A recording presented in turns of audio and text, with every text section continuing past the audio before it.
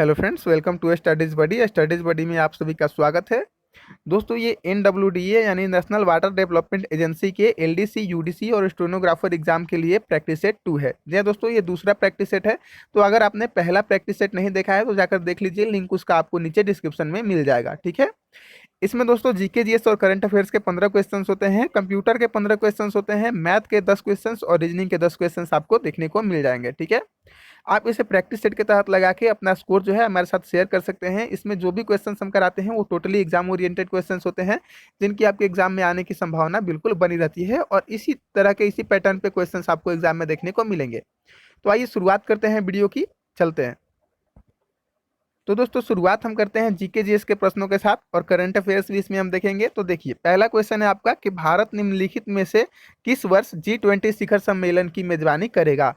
तो देखिए, इनमें से किस वर्ष भारत G20 शिखर सम्मेलन की मेजबानी करेगा। तो देखिए, 2023 में जो है भारत G20 शिखर सम्मेलन की मेजबानी करेगा। तो 2023 आप लोग ध्यान रखिएगा। ठीक है। दूसरा क्वेश्चन देख सकते हैं कि भारत से निम्नलिखित में से किसने हाल ही में जापान का तीसरा उच्चतम award decoration order of the rising sun प्राप्त किया है।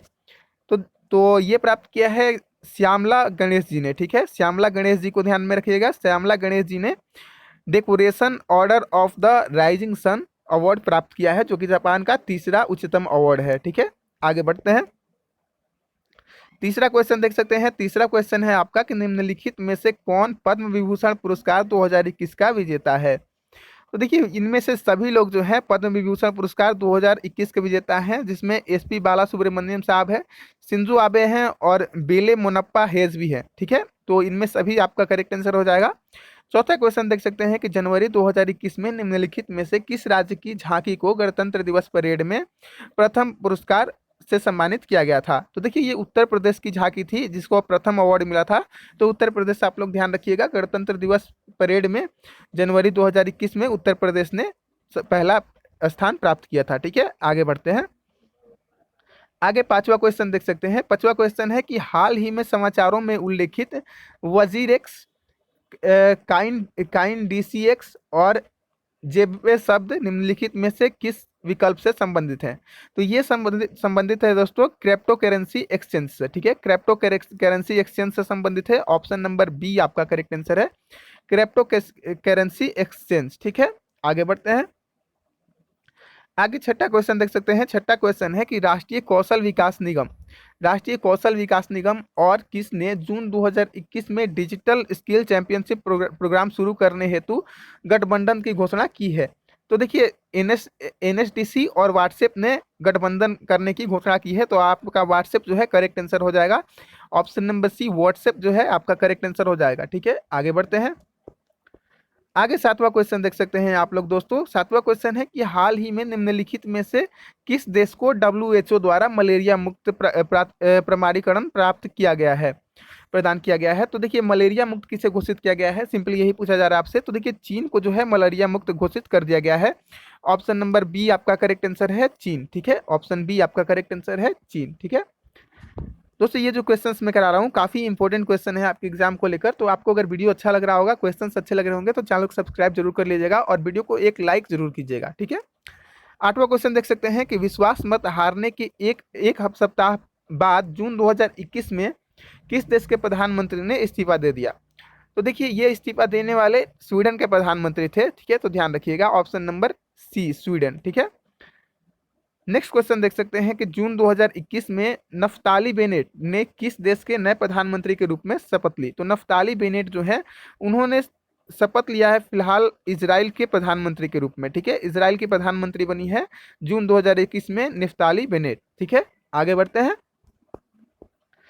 आगे 10वां क्वेश्चन देख सकते हैं। 10वां क्वेश्चन है आपका कि मंत्रिमंडल में फेरबदल के बाद जुलाई 2021 में नागरिक उड्डयन के लिए नए नए कैबिनेट मंत्री के रूप में किसने शपथ ली है।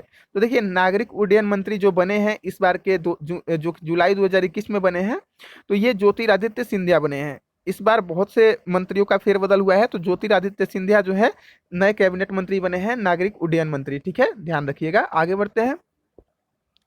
आगे 11वां क्वेश्चन देख सकते हैं आप लोग। 11वां क्वेश्चन है कि निम्नलिखित में से कौन सा देश 2023 में महिला टी20 क्रिकेट विश्व कप की मेजबानी करेगा। तो महिला टी20 क्रिकेट विश्व कप जो कि 2023 में होने वाला है उसका मेजबानी दक्षिण अफ्रीका करेगा, ध्यान रखिएगा, ठीक है। साउथ अफ्रीका आपका करेक्ट आंसर है दोस्तों। आगे बढ़ते हैं। आगे 12वां क्वेश्चन देख सकते हैं। 12वां क्वेश्चन है कि 24 अगस्त 2021 से शुरू होने वाले टोक्यो पैरा ओलंपिक में भारतीय दल का ध्वजवाहक किसे नामित किया गया है। तो भारतीय दल का ध्वजवाहक जो है मरियप्पन थंगावेलु को नामित किया गया है। ऑप्शन नंबर बी आपका करेक्ट आंसर है। मरियप्पन थंगावेलु जो है अगस्त 2021 में जो शुरू होगा टोक्यो पैरा ओलंपिक, उसमें ध्वजवाहक बनेंगे भारत के रूप से। 13वां क्वेश्चन देख सकते हैं। 13वां क्वेश्चन है कि ओलंपिक में व्यक्तिक पदक जीतने वाले पहले भारतीय कौन थे। तो व्यक्तिक पदक जीतने वाले प्रथम भारतीय जो थे वो थे केडी जादव, ठीक है, केडी जादव थे, ध्यान रखिएगा। और औरंगजेब की मृत्यु के समय मराठा नेतृत्व किसके हाथों में था। देखिए औरंगजेब जो हमारा मुगल सम्राट था, उसकी जब मृत्यु हुई थी उस समय मराठा शासक कौन था ये आपसे पूछा जा रहा है। तो उसमें ताराबाई जो थी वो मराठा शासक थी, ठीक है, ताराबाई के हाथों में मराठा नेतृत्व था। 15वां क्वेश्चन देख सकते हैं। 15वां क्वेश्चन है कि निम्नलिखित में से किसने बनारस हिंदू विश्वविद्यालय की स्थापना की थी। तो बनारस हिंदू विश्वविद्यालय की स्थापना मदन मोहन मालवीय जी ने की थी। मदन मोहन मालवीय आपका करेक्ट आंसर हो जाएगा, ऑप्शन नंबर डी। तो गाइस ये जीके और करंट अफेयर्स के 15 क्वेश्चंस मैंने करा दिए। अब आगे बढ़ते हैं कंप्यूटर के क्वेश्चंस की ओर। तो आइए, तो गाइस कंप्यूटर के क्वेश्चंस की शुरुआत करते हैं। पहला क्वेश्चन है कि एक सामान्य सीडी रोम आमतौर पर कितना डेटा स्टोर कर सकता है। तो देखिए एक जो सामान्य सीडी रोम होता है वो आमतौर पर 680 एमबी का डेटा स्टोर कर सकता है, ठीक है, 680 एमबी तक डेटा स्टोर कर सकता है। आपका 680 एमबी यहाँ पे करेक्ट आंसर है। और दूसरा क्वेश्चन है कि सबसे छोटी स्मृति आकार इकाई का चयन कीजिए। तो देखिए सबसे छोटी जो होती है वो केबी होती है, किलोबाइट। इसमें फिलहाल जिसमें दिया हुआ है चारों में से इसमें केबी जो है सबसे छोटी है, ऐसे बाइट जो है वो सबसे छोटी होती है, ये ध्यान रखिएगा, ठीक है। आगे बढ़ते हैं। आगे तीसरा क्वेश्चन देख सकते हैं। तीसरा क्वेश्चन है कि एक परिवर्तनशील मेमोरी है, इनमें से परिवर्तनशील मेमोरी कौन सी है। तो देखिए एस रैम और डी रैम दोनों जो है परिवर्तनशील मेमोरी है, इसलिए ऑप्शन नंबर सी आपका करेक्ट आंसर है, एस रैम और डी रैम, ठीक है। निम्नलिखित में से कौन सा मेमोरी उपकरण मुख्यतः गति के संदर्भ में कैश मेमोरी से बहुत समरूप होता है। कैश मेमोरी से बहुत समरूप होता है, मतलब कैश मेमोरी की तरह होता है। तो ये कौन सी मेमोरी होती है। तो ये एस रैम होता है, ठीक है, ध्यान रखिएगा। एस रैम जो है वो कैश मेमोरी के समरूप होता है, ध्यान रखिएगा। आगे बढ़ते हैं। आगे पांचवा क्वेश्चन देख सकते हैं। पांचवा क्वेश्चन है कि डिजिटल कैमरा में निम्नलिखित में से किस मेमोरी का उपयोग किया जाता है। देखिए डिजिटल कैमरा जो होता है उसमें जो है फ्लैश मेमोरी का उपयोग किया जाता है। ऑप्शन नंबर बी जो है आपका करेक्ट आंसर हो जाएगा, फ्लैश मेमोरी, ठीक है। आगे बढ़ते हैं। आगे नेक्स्ट छठा क्वेश्चन है कि कंप्यूटर की स्थायी मेमोरी के रूप में किसे जाना जाता है। तो देखिए कंप्यूटर के स्थायी मेमोरी के रूप में हम रोम को जानते हैं, रैम जो रोम होता है उसे हम जानते हैं, ठीक है, रोम को। ये कंप्यूटर की स्थायी मेमोरी होता है, ठीक है, ध्यान रखिएगा। आगे बढ़ते हैं।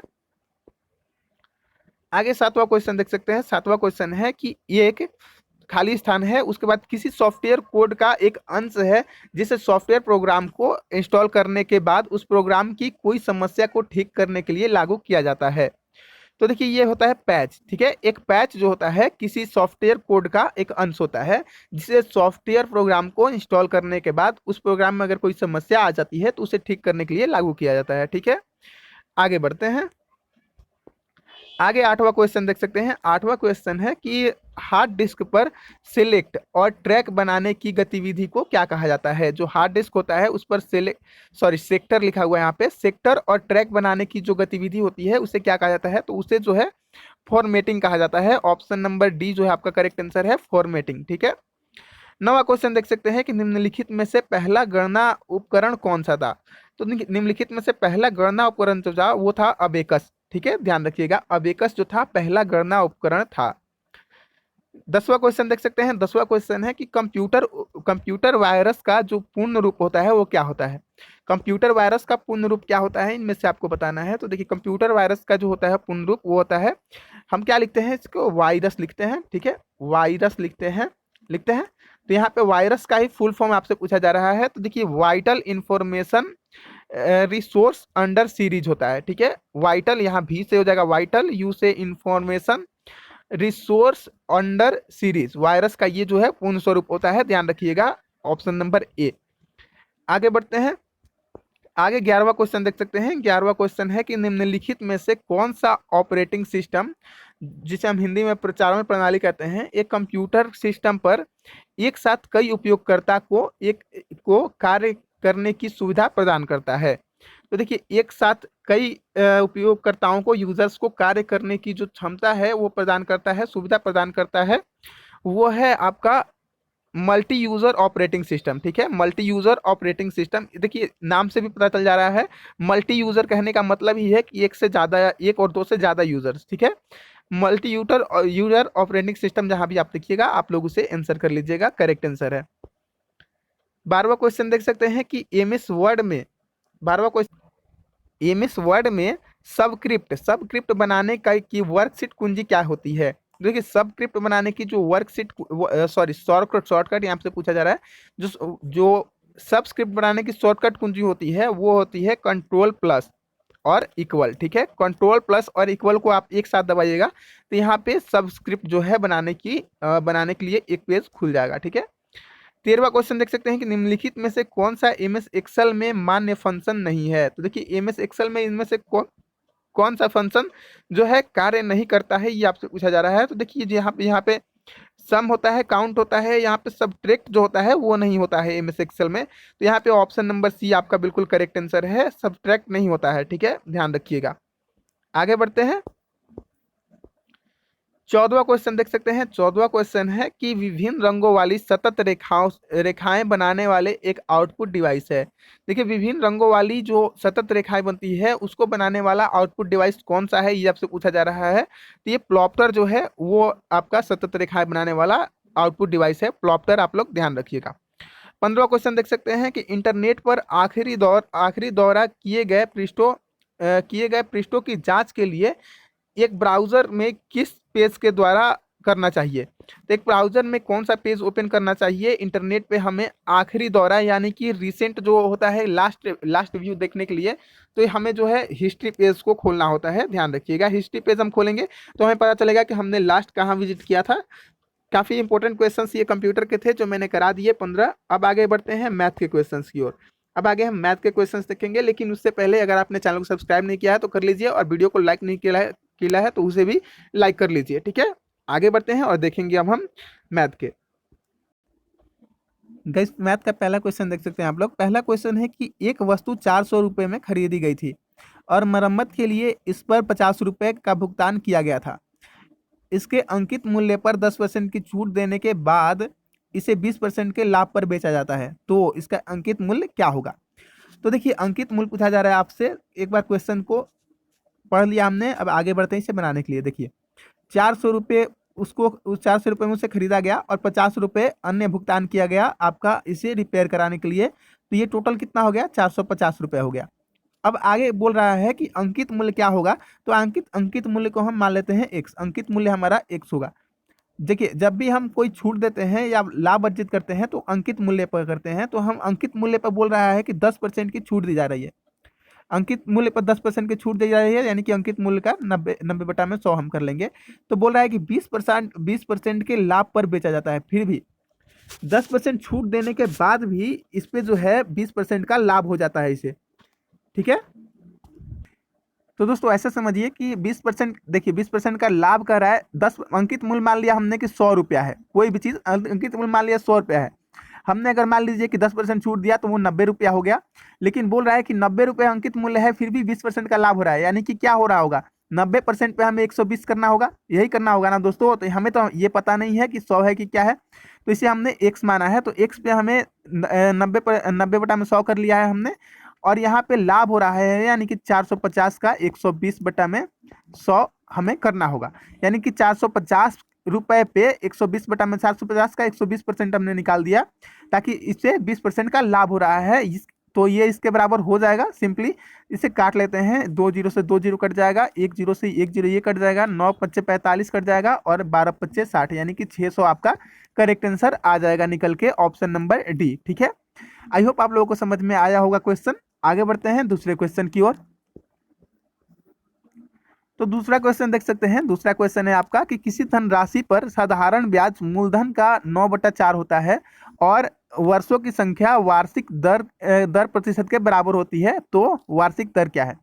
तो देखिए बोल रहा है कि आई इक्वल टू 9/4 पी, ठीक है, और आर बराबर आर, हमारा टी बराबर आर बोला जा रहा है, तो हम इसे आर बराबर आर, टी को हम आर भी लिख सकते हैं, ठीक है। तो इसे हम फॉर्मूला पर डालते हैं, तो हमारा फॉर्मूला क्या होता है? आई बराबर P into R into T by 100 होता है, ठीक है। तो आई हमारा क्या है दोस्तों? तो आई हमारा है 9/4 पी इक्वल टू पी, हमें पी ही रखना है, और आर हमारा आर ही है, और टी को हम आर लिखेंगे क्योंकि टी और आर बराबर होते हैं, दिया हुआ है। तो ठीक है, तो ये काट लेंगे अगर, तो ये 25 चौका 100 हो जाएगा, ये पी से ये पी कट जाएगा, 25 9 225, यानी कि आर स्क्वायर इक्वल टू हमारा आ गया कितना? 225। तो आर स्क्वायर इक्वल टू आ गया हमारा 225, तो आर इक्वल टू कितना हो जाएगा? 15 हो जाएगा, ठीक है। 15 15 225 होता है, 15 का स्क्वायर होता है 225, ये इधर स्क्वायर में इधर जाएगा तो रूट में हो जाएगा, तो ये 15 आपका जो है करेक्ट आंसर हो जाएगा, ऑप्शन नंबर डी, ठीक है, ध्यान रखिएगा। आगे बढ़ते हैं। आगे तीसरा क्वेश्चन देख सकते हैं। तीसरा क्वेश्चन आपका काफी इंपॉर्टेंट है। बोल रहा है कि ए और बी किसी कार्य को अलग अलग क्रमशः 30 दिन और 20 दिनों में कर सकते हैं। वे 3 दिन एक साथ कार्य करते हैं, फिर सी उनके साथ शामिल हो जाता है, शेष कार्य 8 दिनों में पूरा होता है। तो सी अकेले कार्य को कितने दिनों में करेगा? देखिए बोल रहा है कि ए और बी दो लोग हैं, वो बोल रहा है कि अलग अलग 30 दिन और 20 दिनों में कर सकते हैं किसी कार्य को, ठीक है।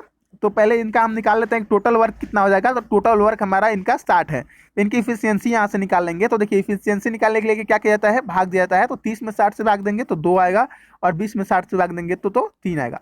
तो इनकी इफिशियंसी हो गई 2:3 के रूप में, ठीक है। तो अब बोला जा रहा है क्या कि वे 3 दिन तक कार्य करते हैं। तो अगर ये 1 दिन काम करेंगे तो कितना? ए और बी अगर 1 दिन कार्य करेंगे तो ये 5 कार्य करेंगे। तो अगर ये 3 दिन कार्य करेंगे तो कितना कार्य करेंगे? 15 कार्य करेंगे, ठीक है। तो इन्होंने बोला है कि वे 3 दिन तक कार्य करते हैं, फिर सी उनके साथ शामिल होता है। तो इन्होंने 3 दिन तक कार्य कर लिया, यानी 15 कार्य कर लिया, 15 कार्य कर लिया, तो बचा कितना कार्य? 45 कार्य बचा है, और सी जो है अब आया है। 45 कार्य बचा है, तो अब सी आया है, ठीक है। आप लोग समझिएगा बात को। तो 45 कार्य बचा है और अब सी आया है, तो बोल रहा है कि जो 45 कार्य बचा है, शेष कार्य, उसे वो 8 दिनों में पूरा कर लेते हैं सी के साथ मिलके। तो देखिए 45 कार्य हमारा बचा हुआ है, और सी के साथ हम 8 दिनों में उसे पूरा कर रहे हैं। सी के साथ कितने दिनों में पूरा कर रहे हैं? 8 दिन में पूरा कर रहे हैं। तो ए और बी कितना कार्य करेंगे? अगर हम यहाँ पे ए प्लस बी प्लस सी तीनों को लेंगे, तो ए और बी 3 2 5 कार्य करेंगे, और सी जो है जितना कार्य करेगा उसे हम सी के रूप में लिखेंगे, ठीक है। तो यहाँ पे कितना हो जाएगा? 8। इसे हम सॉल्व कर लेंगे, सिंपली इससे सॉल्व करना होगा। तो 8 × 40 प्लस 8 सी इक्वल टू 45 हो जाएगा, 40 उधर जाएगा तो 5 बचेगा, तो 8 सी इक्वल टू 5 हो जाएगा। तो सी बराबर कितना हो जाएगा? 5/8। सी बराबर हमारा कितना आ गया? 5 आ गया, 8/में सी बराबर आ गया हमारा 5/8, ठीक है। तो अब हमसे पूछा कार्य किया जा रहा है कि सी कार्य अकेले पूरा कितना, सी जो है अकेले कितने दिनों में कार्य पूरा कर लेगा। तो टोटल 60 कार्य है, उसमें अगर हम 8/5 से भाग दे लेते हैं तो 12 × 5 = 7, 12 × 96, 96 जो है हमारा करेक्ट आंसर आएगा। सी जो है अकेले 96 दिनों में पूरा कर लेगा कार्य को, ठीक है। यहाँ पे इसे चेंज क्यों किया गया, ये भी सवाल आप लोगों को मन में आ सकता है कि यहाँ 5/8 आप लाए थे, अब यहाँ पे आपने 8/5 कैसे कर दिया। तो ये इसकी इफिशियंसी थी, इफिशियंसी को उल्टा कर दिया जाएगा तो वो दिन में चेंज हो जाता है। तो हमें दिन निकालना था, तो यहाँ पे 96 दिन हमारा जो है करेक्ट आंसर आ गया, ठीक है। नेक्स्ट क्वेश्चन की ओर बढ़ते हैं। नेक्स्ट क्वेश्चन है आपका कि एक कॉलेज में, देखिए एक कॉलेज में 500 छात्र हैं, 200 छात्र जो है बीकॉम पाठ्यक्रम का अध्ययन करते हैं, और 400 छात्र जो है वो बीएससी पाठ्यक्रम का अध्ययन करते हैं। उन छात्रों की संख्या ज्ञात कीजिए जो एक साथ दोनों पाठ्यक्रम का अध्ययन करते हैं। तो देखिए यहाँ पे मैं बना लेता हूँ, ये हो गया हमारा बीकॉम और ये हो गया हमारा बीएससी, ठीक है। तो यहाँ पे टोटल हमारा 500 है, और इसमें से 200 जो है वो बीकॉम करते हैं और 400 जो है वो बीएससी कर रहे हैं। तो पूछा जा रहा है कि उनमें से दोनों पाठ्यक्रम का अध्ययन कौन करते हैं। तो सिंपली देखिए इस तरह के क्वेश्चंस आपको जब भी मिलेंगे तो आप जो है 500 में से इन दोनों को जोड़ लीजिएगा, 4 और 2 600 में से 600 घटा लीजिएगा। तो देखिए 600 में से 500 घटेगा तो कितना आ जाएगा? 100 आ जाएगा, यानी कि 100 लोग जो है वो कार्य जो दोनों पाठ्यक्रम का अध्ययन करते हैं। अगर आप इसे फॉर्मूला भी आपका इसको जानना चाहते हैं तो देखिए फॉर्मूला होता है इसका कि A union B equal to number of A plus number of B और plus sorry minus A universe B जो है इसका फॉर्मूला होता है। तो नंबर ऑफ ए कितना हो जाएगा 200 हो जाएगा, नंबर ऑफ बी कितना हो जाएगा 400 हो जाएगा, और ये हमें निकालना है, और ये हमारा दिया हुआ है 500। ठीक है, तो ये क्या हो जाएगा 4 2 600 हो जाएगा, 600 ये इधर आएगा तो माइनस, इधर आएगा तो प्लस में हो जाएगा, और 500 इधर जाएगा तो माइनस में हो जाएगा। यानी कि 4 2 600 में से 500 घटा लेंगे, हमारा 100 जो है करेक्ट आंसर आ जाएगा। ठीक है, आप लोग फॉर्मूला भी ध्यान रख लीजिएगा, और ऐसे भी आप लोग बना सकते हैं जैसे मैंने बताया है। ठीक है, नेक्स्ट क्वेश्चन की ओर बढ़ते हैं। नेक्स्ट क्वेश्चन देख सकते हैं कि एक विद्यार्थी द्वारा 6 विषयों में प्राप्त अंकों का औसत 88 है। आगामी जांच करने पर यह देखा गया कि उसके द्वारा एक विषय में प्राप्त अंक गलती से 68 के बजाय 86 लिख दिया गया था। उसके द्वारा प्राप्त अंकों का सही औसत क्या है? तो देखिए टोटल हम अंक पहले निकाल लेते हैं। 6 विषयों का इसका औसत अंक कितना था 88 था।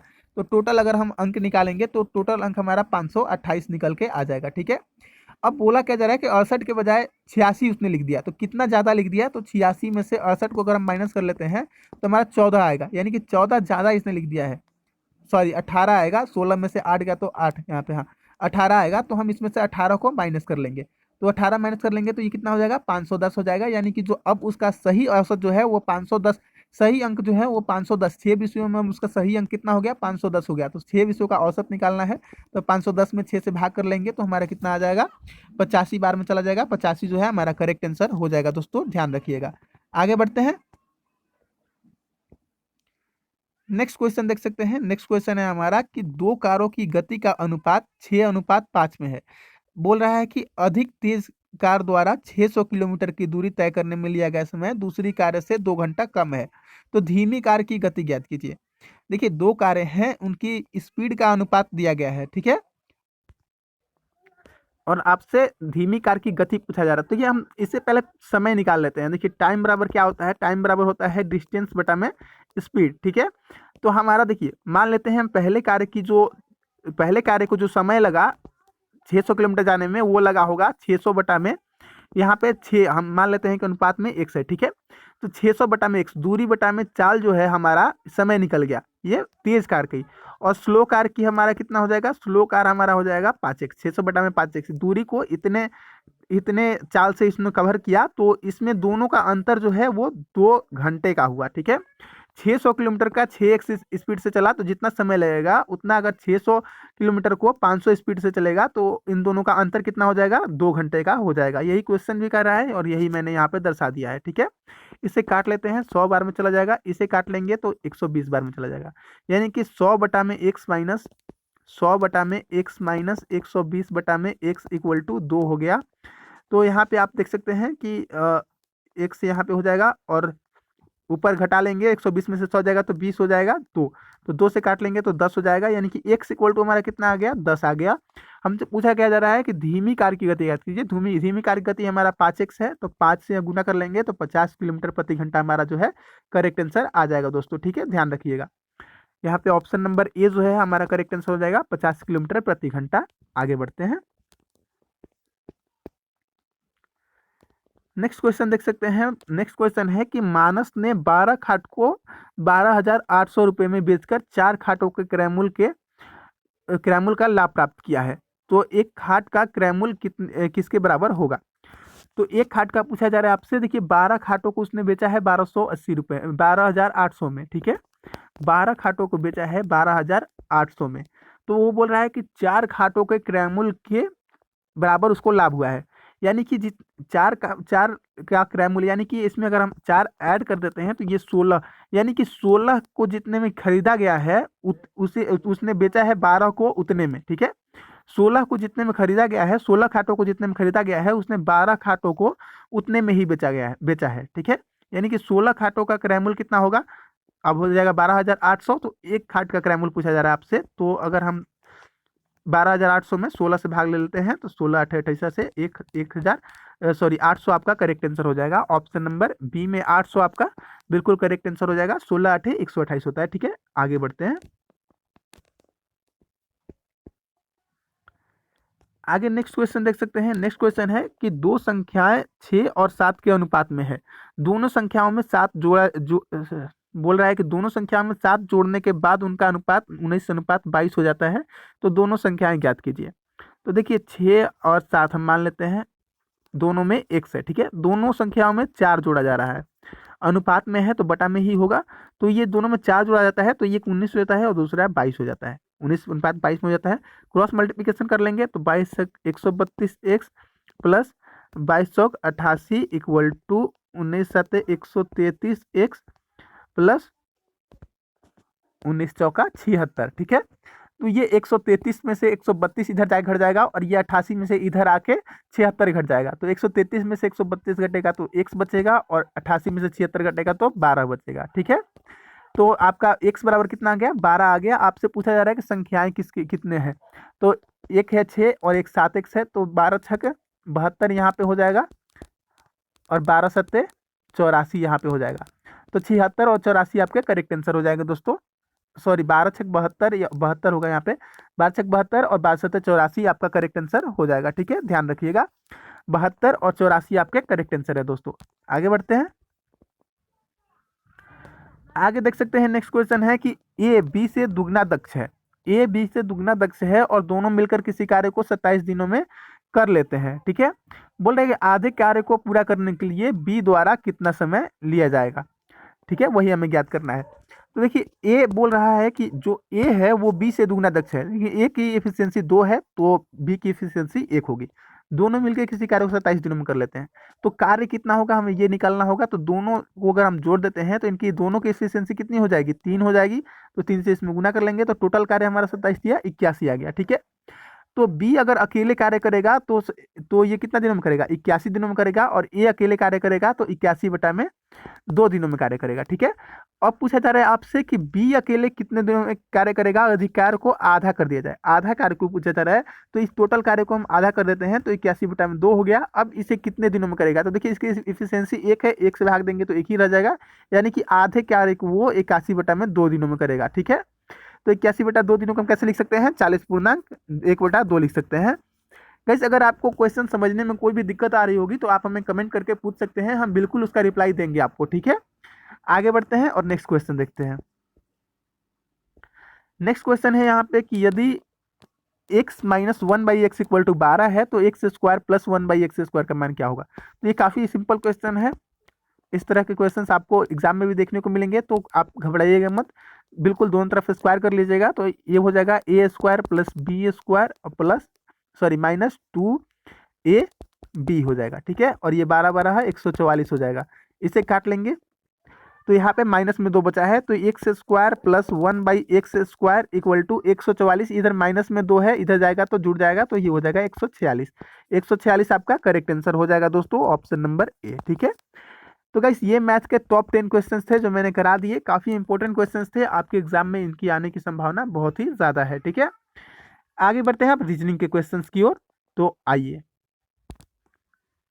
तो फ्रेंड्स रीजनिंग का पहला क्वेश्चन देख सकते हैं, यहाँ पे बोल रहा है कि संख्याओं के संयोजन का संचय कीजिए ताकि तदनुसार व्यवस्थित किए गए अक्षर का सार्थक अंग्रेजी शब्द बन सके।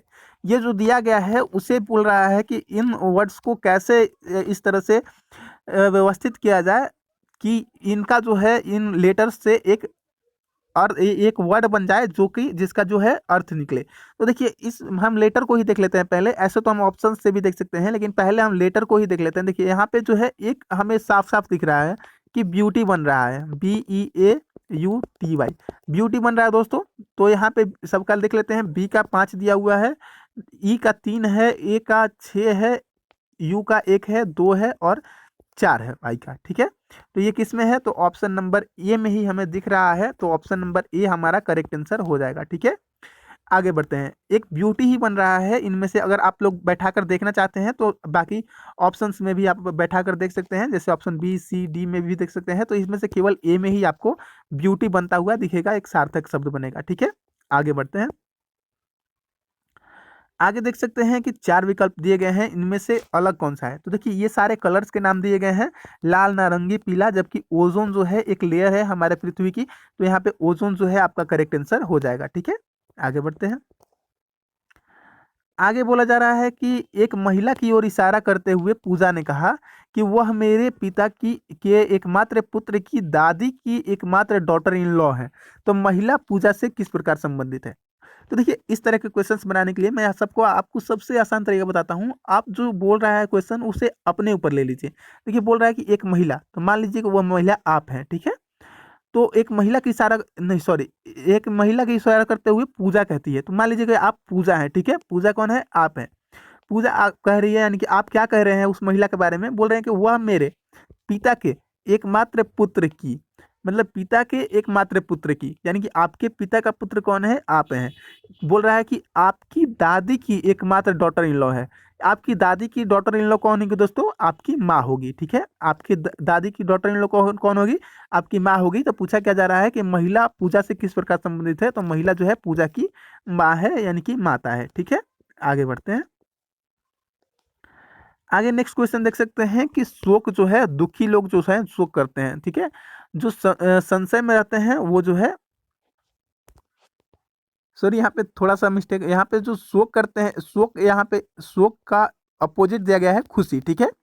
शोक का अपोजिट दिया गया है खुशी, और संशय का अपोजिट आपको बताना है, तो संशय का अपोजिट अपोजिट हो जाएगा आत्मविश्वास, ठीक है। संशय का अपोजिट क्या हो जाएगा? आत्मविश्वास। जो आत्मविश्वासी होते हैं उनका अपोजिट हो जाएगा संशय, और खुशी का अपोजिट है शोक, ठीक है, ध्यान रखिएगा।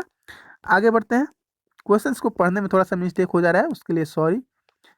नेक्स्ट क्वेश्चन यहाँ पे देख सकते हैं कि बिल्ली जो है बिलौटा से संबंधित है, तो हंस किससे संबंधित है? तो बिल्ली के बच्चे को हम बिलौटा कहते हैं, तो हंस के बच्चों को क्या कहेंगे? हंस का बच्चा ही कहेंगे, ठीक है, ध्यान रखिएगा। आगे बढ़ते हैं। आगे देख सकते हैं, आगे दिया हुआ है ई और ए संबंधित है 216 से, तो डी सी किससे संबंधित होगा? तो देखिए, इस तरह से हम बना सकते हैं ई और ए। ई कितना होता है? ई होता है हमारा 5। ई का वर्ड वैल्यू होता है हमारा 5, और एक एक ए का होता है 1। तो 5 और 1 को अगर हम जोड़ दें तो 6, और 6 का क्यूब किया गया है तो 216 लिखा गया है। उसी तरह से हम डी और सी को लेते हैं, तो डी हमारा है और सी है, तो डी हमारा होता है 4 और सी होता है 3। तो 4 और 3 को अगर हम जोड़ ले तो 7, 7 का क्यू कर लेंगे तो 343 हो जाएगा हमारा। ऑप्शन नंबर सी जो है आपका करेक्ट आंसर हो जाएगा 343, ठीक है। आगे बढ़ते हैं।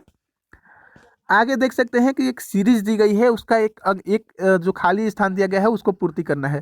तो देखिए, यहाँ पे 51 है, फिर 50 आ रहा है, 49 आ रहा है, 48, इनकी 48, 49, 50, 51। उसी तरह से 71, 72, 73, तो यहाँ पे कितना हो जाएगा? 74 हो जाएगा, यानी कि ऑप्शन नंबर ए जो है आपका करेक्ट आंसर हो जाएगा दोस्तों। आगे बढ़ते हैं।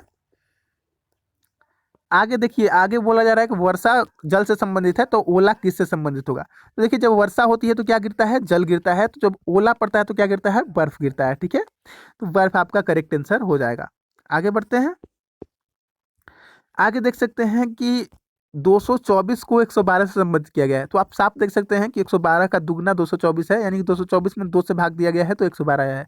इसी तरह से 326 में हम 2 से भाग दे देंगे तो हमारा 163 आ जाएगा, तो 163 आपका करेक्ट आंसर हो जाएगा, ठीक है। नेक्स्ट देख सकते हैं, नेक्स्ट क्वेश्चन है आपका कि इनमें से जो है बेजोड़ जो अलग है उसे आपको बताना है कि इनमें से अलग कौन सा है। देखिए, लेखा शास्त्र है, अर्थशास्त्र है, व्यवसायिक विज्ञान है, रसायन विज्ञान है। देखिए, इनमें रसायन विज्ञान जो है वो सबसे अलग है, ये साइंस का चैप्टर हो जाता है, साइंस का होता है रसायन विज्ञान। बाकी ये सब जो है इकोनॉमिक्स के इकोनॉमिक्स में आ जाएंगे। व्यवसायिक अध्ययन, अर्थशास्त्र और लेखा शास्त्र सारे जो हैं वो इकोनॉमिक्स में आ जाएंगे, ठीक है, ध्यान रखिएगा। चलिए ठीक है, तो ये हमारा इकोनॉमिक्स कहने का मतलब हमारा इकोनॉमिक्स के साथ साथ आप इसे वाणिज्य भी कर सकते हैं, वाणिज्य भी कर सकते हैं आप। इन सभी सब्जेक्ट को आप कॉमर्स में पढ़ेंगे, कॉमर्स में, और रसायन विज्ञान को आप साइंस में पढ़ेंगे, ठीक है। इस तरह से देखिएगा इसे। तो ये आपका जो है यहाँ पे आपका करेक्ट आंसर रसायन विज्ञान हो गया। और इसी तरह से दोस्तों आपका जो है ये प्रैक्टिस सेट यहीं समाप्त होता है, ठीक है। ये प्रैक्टिस सेट आपका यहीं समाप्त होता है। इसमें मैंने आपको 50 मोस्ट इंपॉर्टेंट क्वेश्चंस जो है करा दिए हैं, जो कि आपके एग्जाम के रिलेटेड है। तो ये प्रैक्टिस सेट 2 मैंने कराया है। अगर आपने प्रैक्टिस सेट 1 नहीं देखा है तो आप लोग उसे जरूर देखिएगा। मिलते हैं नेक्स्ट वीडियो में प्रैक्टिस सेट 3 के साथ। तो तब तक के लिए थैंक यू, धन्यवाद।